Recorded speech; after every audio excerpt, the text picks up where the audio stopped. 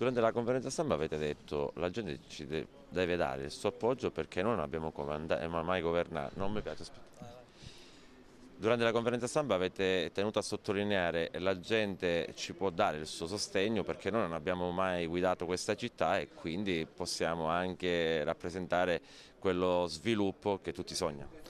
Beh, non è proprio così, cioè non è solo perché noi non abbiamo mai governato la città di Agrigento, è una proposta politica più complessa, cioè un laboratorio nel quale noi vogliamo portare a governare la città chi non l'ha mai governata, cioè la gente, i cittadini che sono sensibili ai problemi che vivono ogni giorno con drammaticità, ma soprattutto vogliamo ribaltare un sistema dove il compromesso, l'opportunismo, l'interesse privato ha soverchiato la politica. Il balletto costante che c'è al Comune di Agrigento di cambio di assessori mistificati come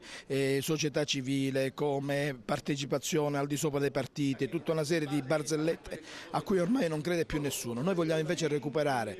il ruolo importante della politica, la politica come passione, la politica come capacità di interpretare i problemi, la politica come credibilità, la politica come anche rappresentazione di come si può essere onesti a guidare un'amministrazione comunale. Perché la gente deve credere al vostro programma, al vostro progetto. Ma il nostro progetto non è confezionato, infatti non abbiamo già scritto quello che dobbiamo fare e né abbiamo un candidato sindaco già preconfezionato. Noi con questa riunione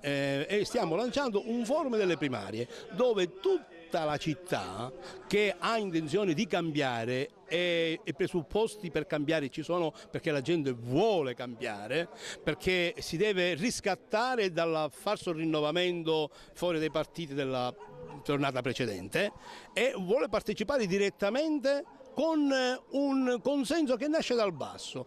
D'accordo, favorevole con le primarie? Se si riescono a mettere in campo persone veramente di specchiata virtù, di capacità, di moralità, beh, allora le primarie sono un patto estremamente positivo, ma si può rischiare, come è successo a Napoli,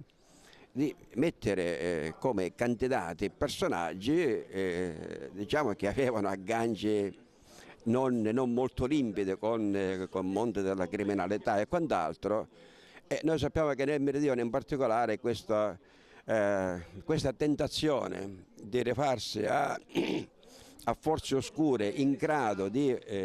condizionare la politica sono presenti e sono reali.